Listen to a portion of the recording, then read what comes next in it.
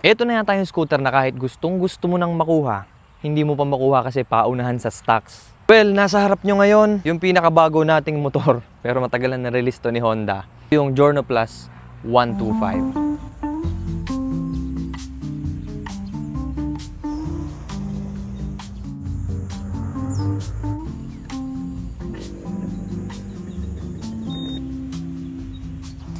Sobrang daming nag-antay nitong motor na to the point na halos wala na talagang maibigay si Honda. Sobrang daming nagsikuhaan. Dapat kukuha na rin ako kaso nga lang, may iba tayong plano nung time na yon.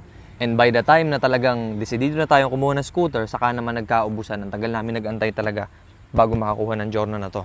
Nasa harap nyo ngayon yung kulay beige na kulay. Meron tong 4 na kulay. Isang black, isang white, isang beige at isang pikant orange. Yung 4 na kulay nitong Giorno Plus na nung nirelease kasama tayo. Isa tayo sa mga unang nakakita nitong Giorno Plus. At talaga namang unang tingin ko pa lang talagang nasabi kong kukuha ko nito balang araw. Ngayon nakakuha na nga tayo.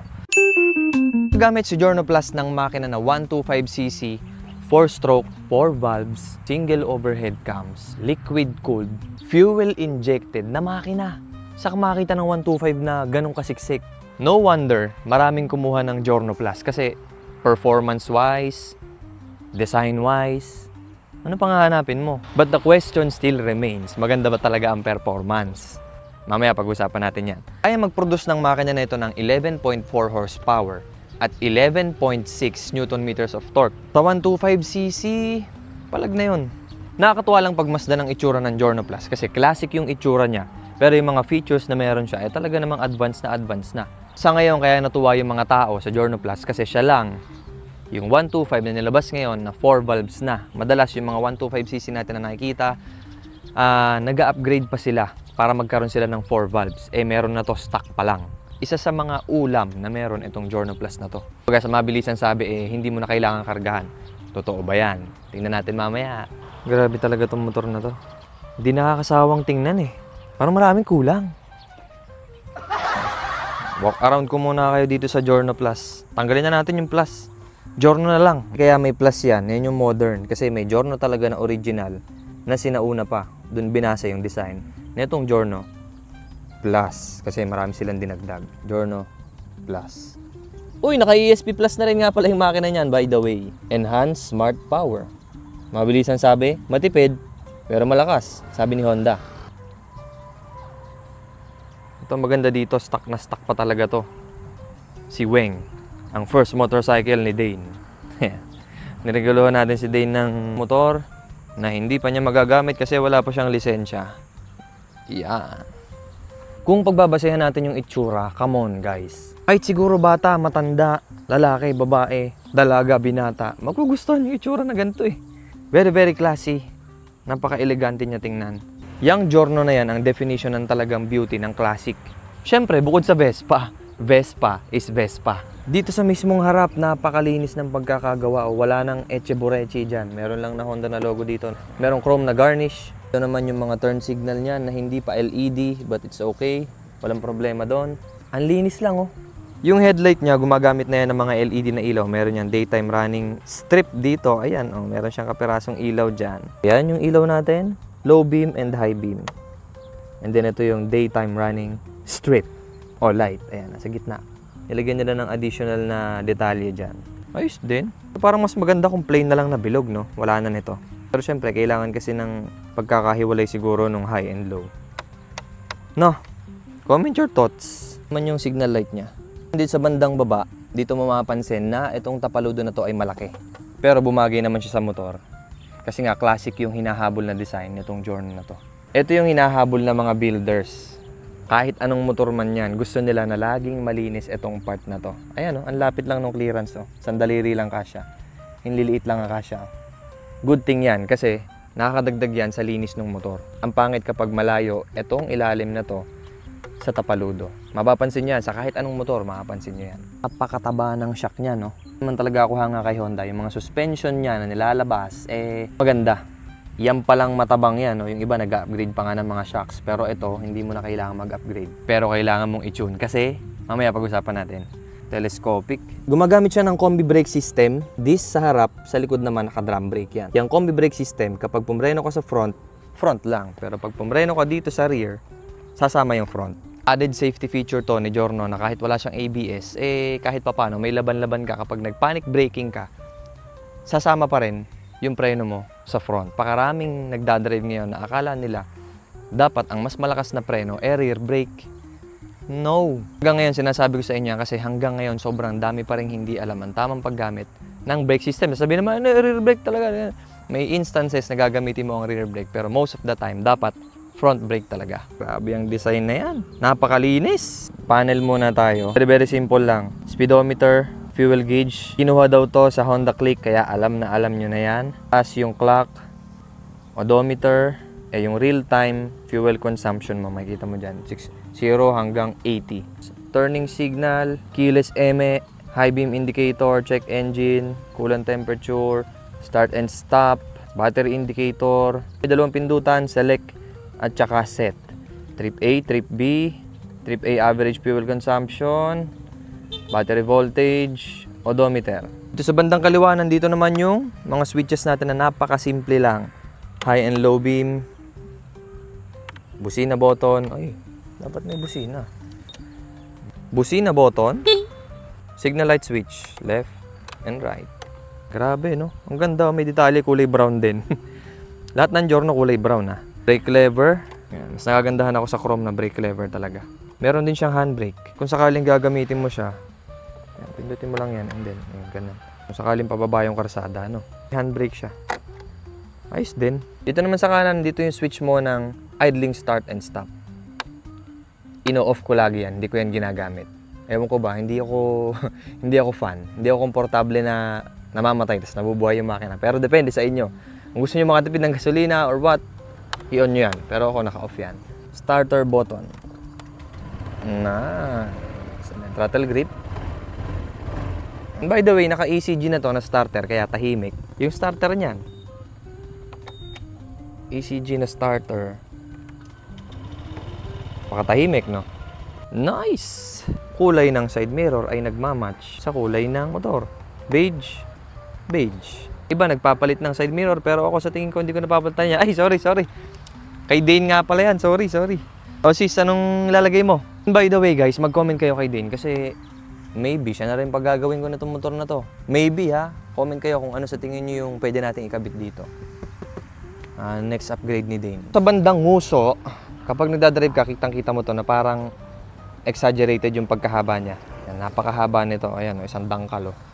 Sa side view, mapapansin mo din yan na mahaba. Pero, yan ang isa sa nagpaganda sa design ng Giorno.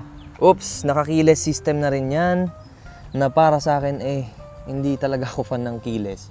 Kasi keyless, dala mo yung susi, nasa bulsa mo. Tapos, push, and then turn, and then turn. Para ka rin nagsusi di ba? Though may pangyayari na agawin yung motor tapos nakalayo siya tapos pinatay, hindi ma-on yung motor. Depende sa inyo. Kung fan kayo ng keyless, pero ako hindi talaga. Mas gusto ko hindi susi na lang talaga. Ito yung susi ni Dane. Bagong-bago pa yan. Push. First click, pwede mong buksan yung fuel and then yung seat fuel. Iyong nasa baba. Malupit yung mechanism niya, no? Alam mo yung cyborg na magta-transform. Fuel. Nice. May fuel tank capacity na 5.4 liters. Yan yung seat. Yan. Pag kinlik natin yan, seat. Makikita natin ngayon yung malaking compartment nitong Giorno. Pakalawak niyan. Jacket. Yung mga aparatos ko nandyan.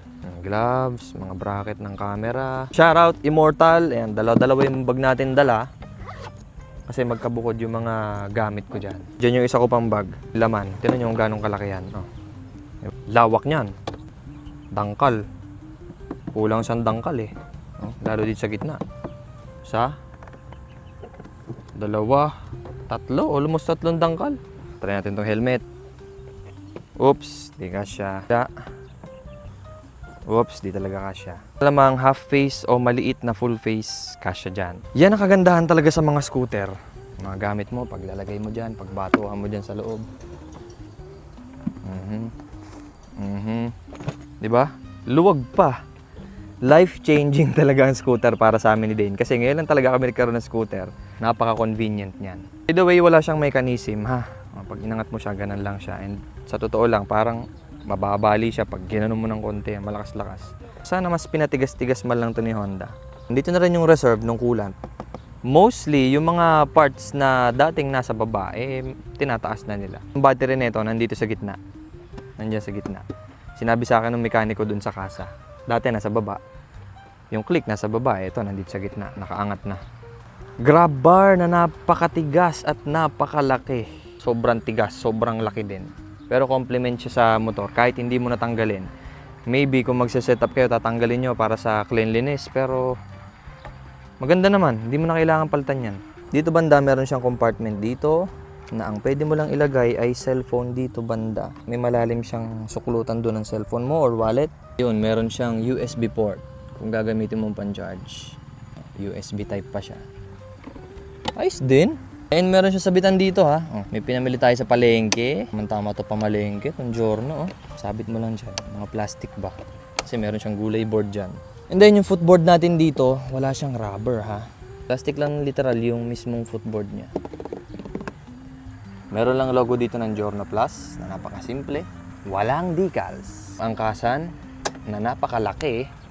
Sabi ni Dane, komportable daw siya dito nung inangkasan niya. Ang ganda rin kasi pag tiniklop mo siya, hindi mo na siya makikita. Diba?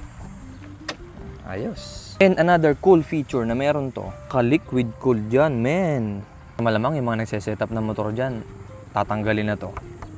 Tatanggalin tong takip, tapos papalitan ng BRD na radiator. Ano, stock pipe, di siya off sa motor, bagay na bagay sa motor, na malamang sa malamang, papalitan din, soon. Pero alam nyo, yung totoo dito sa Giorno, wala ka na kasi talagang papalitan Parang, sabi nga ni Dane, wala na, hindi na ako mag-upgrade yan, ganyan, ganito. Hindi ko na kailangan palitan yan. Which is, totoo naman. Pag binili mo yung Giorno, kahit di mo napalitan, itabi mo na lang. Parang gano'n, gamitin mo lang ng gamitin, i-maintain mo lang. Yun din ang nakita ko dito sa Giorno. Pero syempre, para sa mga kapwa natin na nagwa-wonder, what if palitan mo ng ganito? Maganda ba yung ganito, kapwa? Yung panggilid, anong tamang setup, ganyan. Malamang sa malamang, makakalkal natin to. Kung hindi ka naman content creator, sa tingin ko, goods na ang Giorno kahit wala kang galawin. Kahit sa makina, kahit wag mo nang galawin. Performance, mamaya natin pag-usapan yung in-depth. Ang gulong niyan ay pareho ng 12 inches. Duro tires yung brand, 110 90 by 12. Dito naman sa front, 190 by 12 naman. Shoutout sa mga tropa dito, ayan. Dalawang beses nila ako nakikita dito. Kaway, kaway! Kaway, kaway! Ayan, papanoorin daw nila mamaya. Bukas pa yata upload na ito. Ayan, shoutout dyan sa mga tropa natin. Conventional CVT, alam nyo na yan. Kakaibang design siya ng shock. Parang hindi ganito ang shock nung click. Diba? Comment down kung tama ba ako. Dito sa likod, ang tambok nung likod niyan, sa totoo lang. Kami nagsasabi, malaki ang likod ng Giorno. And totoo naman yun. Ang itsurahan niya kasi, para na siyang maxi scoot. Ang lapad talaga niya. LED na yung brake light natin at saka tail light, LED na yan. Pero itong signal light, still bulb type yan. Tapaludo na malaki, which is good. Pero ito yung napansin ko. Pag nilagyan mo na yan ng plaka dito, parang doon na medyo mababawasan ang ganda ni Giorno. Sa totoo lang ha, may nakita kasi ako na sa karsada. Pag nilagay nyo yun dito, napakalapad dun hanggang dito abot nun. Diba? Parang hihiwalay na yung plaka. Walang no choice. Kailangan natin ikabit yung plaka, syempre. Pero yun lang. Yung plaka lang ang nagpapapangit dito, promise. Yung plaka lang. And by the way, meron yung kill switch dito. Pag binaba mo to, auto patay na yan. Alam nyo, sa totoo lang, na-miss ko talaga yung mga gantong klase ng vlogs natin. Let me know dyan sa comment section kung ano yung gusto nyong i-review natin ng motor sa susunod. Ito pa lang yung nag-get natin tsaka yung NMAX na ganitong style. And comment down din kung gusto nyo yung gantong style ng vlog natin. Kung may na-miss man akong sabihin sa Giorno Plus, feel free na mag-comment kayo dyan. Baka may nakalimutan ako small detail na importante para sa inyo. Comment down. Ganun lang talaga. Mas gusto ko yung simpleng style ng review lang. Wheelbase, ground clearance, seat height. Search nyo na lang. Maniwala na lang kayo sasabihin ko. And by the way guys, mas mahaba ang wheelbase nitong Giorno Plus kaysa sa Honda Click. Which is good para sa stability. Kung geget kayo ng Giorno kasi gusto nyo ay Vespa, dun pa lang mali na kayo kasi iba yung approach talaga ni Giorno. Maraming yung nagsasabi at yung iba nag-aaway pa sa comment section na sabi, si Giorno pilit na maging Vespa, ganyan ganito. Alam na natin yan guys. Vespa is Vespa. Hindi mo maaalis ang image ng Vespa pagdating sa mga ganitong klase ng scooter. Pero hindi mo rin maaalis yung fact na Honda is Honda, di ba? Pag kinumpare mo sila, para sa akin, dito mo itong dalawa, Giorno at Vespa. Sa mga marunong tumingin, Vespa at Vespa yung pipiliin nila. Pero syempre, kung reliability ang pag-uusapan, Honda is Honda. Kaya depende pa rin sa inyo kung anong pipiliin nyo. Pero since Giorno ang pinag-uusapan natin, mag-stick tayo dito sa Giorno. Maybe, mag-review tayo ng Vespa. Comment down kung sino may Vespa dyan. Reviewin natin. Feel free, mag-comment lang kayo. Tindig check. Ito ang tindig ko dito sa Giorno. Yan. Ito tindigan natin dito sa Giorno Plus. Sakto lang ba? Ang height ko ay 5'5". Minsan 5'6". Tiad eh. Nakatiad ako. Mataas talaga siya. Pag umatras pa ako, ayan, lalong hindi ko naabot. Taba kasi ng upuan nito. Ito sa upuan, napakaganda ng pagkakadesign niya. Leather siya ha. Lambot din yung upuan nito and so far, hindi nahirapan si Dane dito na umangkas. Kahit ako, nalambutan din ako sa upuan nito. Pero, tabas is a must. Kasi masyado talaga siya mataas para sa mga Pinoy. Ang taba nito. Hindi siya Filipino height friendly. Sound check.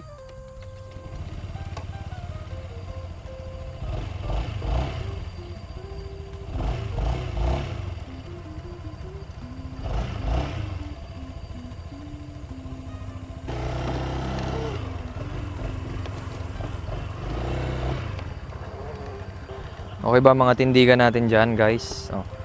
Pag nakangat yung isa kong paa, abot na abot. Hindi siya sobrang laki ng liko. Pero enough na to para sa pang-araw-araw mong pagmamaneuver. Parking maneuverability.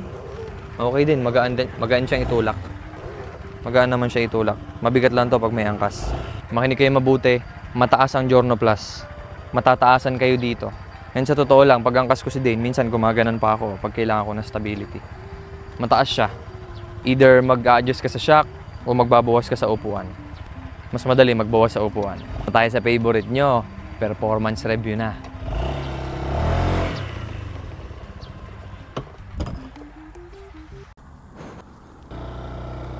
Pahangin muna tayo, sobrang init. Nag-o-overheat na yung vlogger. Performance review natin dito sa Giorno ni Dane. Kay Weng. Shoutout Weng. 125cc na 4 valves. Akala ng iba, wow, 4 valves. And akala ko din, wow, 4 valves. Sobrang lakas na siguro ng makina. But no, hindi siya sobrang lakas. Don't expect too much. Don't expect too much sa makina nito. Pero good enough para sa 125cc. Sa larangan ng 125cc sa mga scooters, doon nakaangos si Giorno kasi siya naka 4 valves. Yung iba naka 2 valves, pero ito naka 4 valves na talaga namang humahaklit kapag higher RPMs. Mahina siya sa arangkada, as in mahina talaga. Pero kapag nakabuelo na, ayun, dun mo mararamdaman yung 4 valves na sinasabi. Pero again ha, cool feature yan na napakaganda, pero don't expect too much. Sabi nila di umano, sakto raw yung pang PCX 160 na black dito, kaya matic upgrade na yan. Ayan yung makikita nyo kapag nagdadrive kayo. Napakalinis lang, tsang napakatinginin ng Giorno. Ang dami talagang napapatingin sa amin kapag Giorno yung dala, na parang, uy, sila nakakuha ng Giorno, kami hindi. Parang ganon. Pagsakay ko si Dane, tas dalawa kami, hirap na hirap yung makina.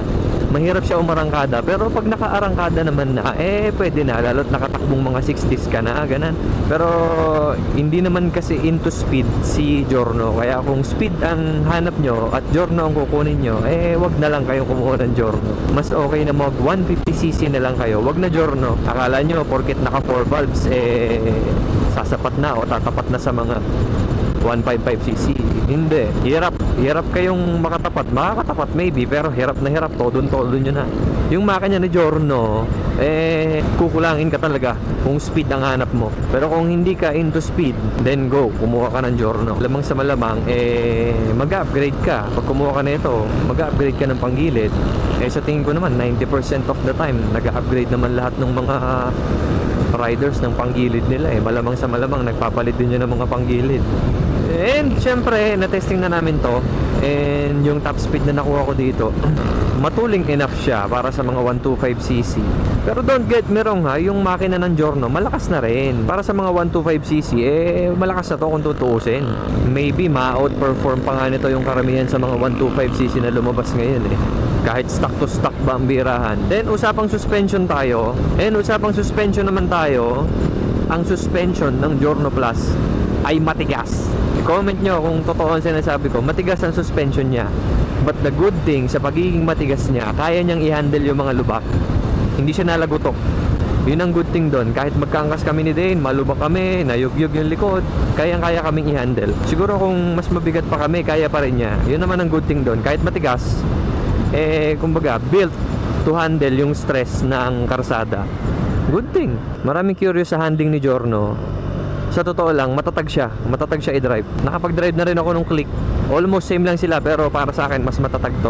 Hard braking, kayang-kaya niya handle kahit front lang. Try natin wala naman nasa likuran ko. Front brake. Ayun maririnig mo pa nga yung preno talaga Ibig sabihin, nalalaban yung preno, di ba? Malakas ang preno nito. And by the way pag bago yung motor nyo, break inin nyo muna o kaya linisin nyo yung preno, kasi mahina ang preno niya out of the casa. Kahit nilinis ko na yung preno, mahina talaga. At least mga 100 kilometers ang tinakbo niya, doon mo pa mararamdaman yung preno. Mahina talaga preno Warning yan sa inyo, sa mga kukuha ng brand new, especially dito sa Giorno, o sa mga maliliit ang disc brake, break inin nyo muna. Yung sarap ng Giorno, mararamdaman mo siya pag mga nasa 70 plus ka na. Doon mo mararamdaman yung responsiveness ng throttle. Sa low RPM wala. Kahit lubugan mo, wala kang mararamdaman talaga. Mararamdaman mo yung response niya pag mga nasa 70 plus ka na, ganyan. Pag nakakabuelo na yung 4 valves natin. Talaga ang characteristic din ng 4 valves. Sasakripisyo mo talaga yung low end. Yun naman ang nagustuhan din ng iba, na kahit wala na ako sa arangkada pero dumudulo naman. Yun yung gusto kasi ng iba. Yun ang makukuha mo dito sa Giorno. Acceleration test nga natin. From 0, lalaro-laruin ko lang yung throttle Ayan. 70, 80. Diba? Ayan dito ko na nararamdaman yung haklit niya Pagka bumubuelo na yung 4 valves, ayan, ramdam mo na 100. Diba? Comment nga kayo kung gaano katagal nakuha ng 125cc nyo, yung 100. Si Giorno kasi talagang wala kang mararamdaman hanggang mga 70. Wala ka talaga mararamdaman. Pagpatak ng mga 80s, 90s, mula 70, paangat ng paangat, mararamdaman mo na yung response niyan. Parang humihila na siya. Ayos din, exciting na feeling din. Nakakatuwang feeling siya kapag i-drive. And also, na-try ko na rin to sa uphill. Kayang-kaya naman kami ni Dane. Kahit dalawa kami, hilang-hila pa rin niya. Okay, walang tao sa likod ko 95 brake test. Lakas din. Alam nyo, itong si Giorno or sa mga iba ding 125cc, pag sinabi kasing 125, nandyan lagi yung point na kung saan pakiramdam mo parang laging kulang. Ganun ang mga 125. Pero kung makahawak ka na ng mga malalaking motor katulad ng NMAX o meron ka ng mabilis na motor, ma-appreciate mo na yung beauty nito ma-appreciate mo na yung lakas. So keep in mind na kapag kumuha kayo ng Giorno, nandun lagi yung feeling na kailangan mong bumuelo. Yan ang tatandaan nyo kapag naka-Giorno kayo. Sana yan lang kapag mag-overtake, kasi baka mabilin kayo sa overtake, lalo na kapag magkaangkas pa kayo. Maybe mababawi ng pagpapalit ng panggilid. Malalaman natin yan kung enough ng pagpapalit ng panggilid para sa extra hila na hinahanap natin. Marami namang ways para palakasin ng hatak. Paliit ka ng gulong, palit ka ng panggilid, ayan, kahit di ka na muna magkarga, kahit di ka muna mag-remap. Ayan. Kaya kung gusto nyo ng instant power, instant torque, instant hatak, go for 150cc. Ayan nagko-cruising speed nga ako ng 90s diba? Ayan, dito mo mararamdaman talaga yung sarap. Ayan, pumipiga-piga ako. Ramdam mong gumagano na yung makina ngayon pagka nasa mga 90s na. Pero pagka below 70s, nako, kahit anong piga mo, kahit anong laro mo, wala kang mahihita. Bottom line is, para sa akin, highly recommended ko ang Giorno Plus. Sa mga hindi pa rin alam kung ano yung first motorcycle nila, Giorno Plus is the way to go. Pero sa price kasi niya, masasabi kong sakto lang. Kasi yung price niya na 100,000, sakto naman Kasi meron ka ng 4 valves, meron ka ng liquid cooled, fuel injected na rin, plus points na lang yung looks, diba? Ano pang hahanapin mo? Para sa akin, sakto na yung price point niya na 102,000 o 103, mga ganun. Kumuha ka ng Giorno kasi gusto mo lang ng Giorno, yun yung talagang katotohanan dyan. Kung gagamitin mo tong Giorno as pang-deliver, parang manghihinayang ka kasi yung looks, parang sayang naman, di ba? Kung gagamitin mo rin ang Giorno para sa sports, sa banking, hindi rin kasi magagamit mo man, pero parang hindi siya design para dun eh. Si Giorno, design siya para gamitin mong service pang araw-araw, pambili mo sa palengke, mga ganyan, paghatid sa mga bata, mga ganan. Plus points talaga yung looks kasi napakaganda ng Giorno, as in talagang 11 out of 10 to para sa akin pagdating sa looks. Timeless ba? Ganun. Pero kung speed ang number one priority mo, wag mong kunin ng Giorno. Kung speed, wag. Alam mo yun, kukunin mo lang talaga ang Giorno just to appreciate the bike. Parang ganun, hindi mo siya kukunin kasi gusto mo ng speed. Hindi mo siya kukunin kasi ito ang pinili mo against sa mga nandyan na mga scooters like PCX, NMAX, Aerox. Hindi eh. May spot siya sa puso ng tao. Kaya mo pinili ang Giorno. Katulad nun, meron tayong mga ibang motor, ang Giorno ang pinili ko kasi kung kailangan ko ng speed, nandyan si Hong, 'di ba? Kung kailangan ko ng setups, modifications, nandyan yung mga Raider. Pang daily na underbone, nandyan yung Winner. Etong scooter na to, pang chill ride lang talaga para sa akin. Pagdating naman sa comfort, sa angkas at sa driver, napakasarap i-drive ni Giorno. Your typical scooter na feels. Plus medyo mataas pa yung handlebar nito kaya sarap niya i-drive. Komportable. Kung nagbabala ka namang ipang long ride ang Giorno, para sa akin, okay din siya pang long ride, pero mas maganda ditong ipang long ride. At the same time, mas malakas yung makina, mas marami. Pero kaya, kung ang tanong nyo, kaya bang ipang long ride? Kaya, basic. Pero mas magandang ipang long ride dito sa Giorno. Kung pipili ako siguro baka PCX or NMAX, ayan, yung pang daily na pang long ride talaga. Kasi mas malakas makina, mas malaking motor, mas stable, and all that. Let me know dyan sa comment section kung ano sa tingin nyo yung pinaka nagustuhan nyo dito sa Giorno Plus. Pero para sa akin, all in all talaga sulit na sulit siya. Kukunin mo talaga ang Giorno just the way it is. Modifications nandyan yan, pero depende pa rin sa inyo kung anong i-modify nyo. Overall, napakaganda motor talaga nito, kaya napagit talaga ako ng unang scooter kasi nakita ko talaga tong Giorno. Na-maintain pa rin ni Honda yung reputation niya pagdating sa makina na napakatahimik, napakatining. Pagdating sa makina, napakatining, wala ka mararamdamang vibration, wala ring masyadong kalampag at lagutok. Ayun, let me know dyan sa comment section kung ano yung susunod na i-review natin ng motor. And kung malapit kayo dito, pwede tayo mag-meet up, testingin natin yung motor nyo, reviewin natin na isang mabilisan. At syempre, kung di ka pa nakasubscribe sa ating channel, mag-subscribe ka na para kung may susunod tayong re-review ng motor, kung can decide kayo o ano yung mga pwede nating i-modify sa mga motor nyo, malalaman nyo. Kaya mag-subscribe kayo and follow me sa Facebook page natin, Kapwa, sa TikTok, Kapwa din, search nyo na lang. Marami pa tayong re-reviewin sa mga susunod. Kita-kits sa susunod na video. Tingnan natin, 0 to 100. Let's go. Come on, Giorno.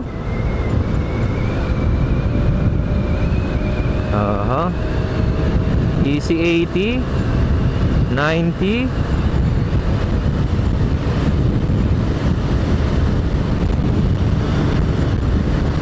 100. Yup. Let me know sa comment section kung enough na sa inyo ang Giorno Plus.